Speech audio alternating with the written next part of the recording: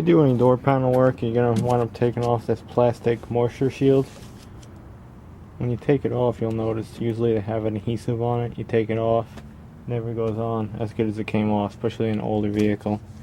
So things I've done in the past, I ran hot glue, little dabs, put it on. Only problem is the hot glue doesn't last. If you live in a hot climate, it's going to melt. So on newer vehicles like these Chevy trucks, I've seen it on Toyotas too, and maybe other makes and models, but they actually use like a strip sealer. I'll show you in a minute what I'm talking about, but it's around that whole perimeter of this moisture shield. So when you try to put this crap back on, I would highly recommend picking up some of that stuff. We'll show you what we're talking about right now. That's the stuff. 3M black. I guess they're making different colors. But the deal is, I'm gonna find a dry spot. Hold on. Looks like this. Comes in little strips. You peel off just a glob of it. You can stretch it so it gets really, really thin, and then just put it all around that moisture shield. It'll stick on, and it won't come off. I did all of this. All of that. So what we're going to do, another thing we didn't do yesterday, we forgot to go grease up everything. So I put some on there, as you see. Peel it off. Super tacky, and you can reuse it. Or you can just put a little more on.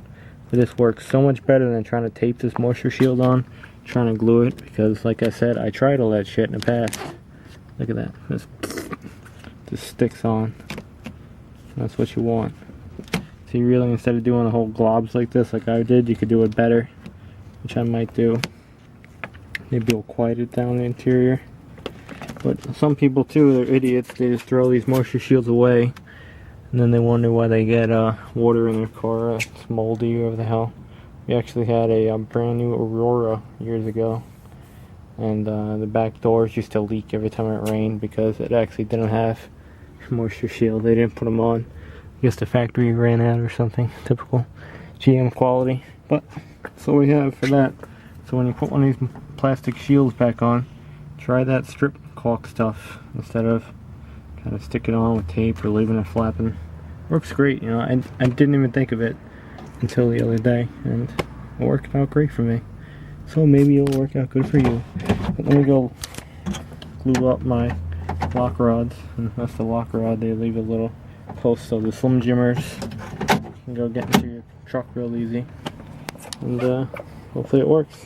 I'll add it in because I'm putting my thing back on, but what you do is you just roll it, make it as thin as possible, and yeah, this stuff rocks for fixing a moisture barrier back on.